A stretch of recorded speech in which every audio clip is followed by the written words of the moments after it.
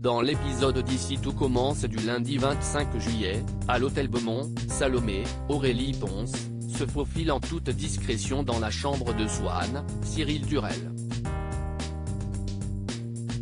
Après avoir échangé quelques baisers et couché ensemble, la jeune femme doit avouer à son nouvel amoureux que Tessier, Benjamin Baroche, l'a menacé de la virer de sa brigade si elle continuait à flirter avec lui. Mais elle ne compte pas s'y plier. Il faut simplement qu'il soit discret pour que personne ne se doute de rien. Sauf que celle-ci arrive en retard en cuisine, ce que Tessier ne manque pas de lui faire remarquer. Alors que Salomé lui assure qu'elle ne verra plus Swan, le directeur de l'institut lui rétorque que si elle ment, il finira par découvrir la vérité. De son côté, Noémie, Lucia Passaniti, était sur le point d'envoyer un message à Greg, Michael Mittelstadt, et Marius, Damazeroy, quand elle a entendu un bruit étrange. La porte de sa chambre s'est ouverte et elle s'est empressée de la fermer. Plus tard, les deux jeunes hommes sont toujours sans nouvelles de la chef Matrey et tombent systématiquement sur sa messagerie. Un phénomène qui inquiète vivement Marius qui convainc Greg d'aller la chercher. Quand il débarque dans la chambre de Noémie, celle-ci est vide. Les affaires de Noémie ont toutes disparu. Il croise ensuite Elliot, Nicolas Anselmo, qui remarque leur nervosité et tient à obtenir des explications.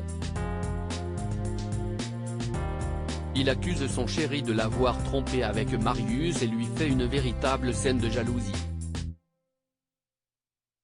Alors que Greg nie et lui demande de remettre à plus tard leur discussion, Elliot décide de faire un break. Mais Greg n'a pas le temps de lui courir après, il faut impérativement qu'il retrouve la trace de Noémie. Alors qu'il prévient son père, Joseph Malherba, celui-ci est remonté à bloc et lui annonce avoir reçu un SMS à l'instant de Noémie lui annonçant qu'elle quittait le concours, prétextant un impératif personnel. Théo appelle Célia, Gaëtan et Tony passent le test pour le stage d'été de l'Istrac. Gaëtan, Terence Tell, et Tony, Kevin Dias, annoncent à Solal, Benjamin Douba Paris, leur projet pour reprendre la table des rivières mais celui-ci les raille du fait de leur inexpérience en cuisine.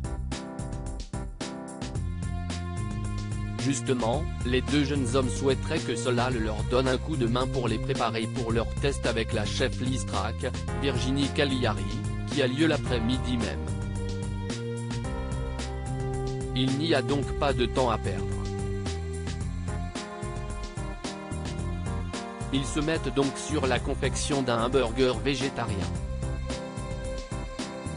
Le résultat est bon mais simple.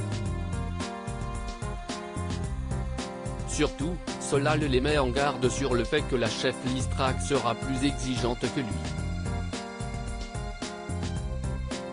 Ils tombent des nues lorsqu'ils comprennent qu'Olivia veut les évaluer sur un plat surprise et non sur celui sur lequel ils se sont entraînés. Tony et Gaëtan se lancent dans une recette d'œufs brouillés mais la chef refuse de les goûter, sachant d'ores et déjà qu'ils sont ratés.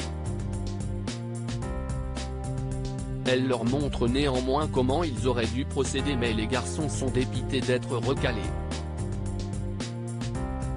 Olivia leur conseille de continuer à s'entraîner et de tenter à nouveau leur chance l'année prochaine.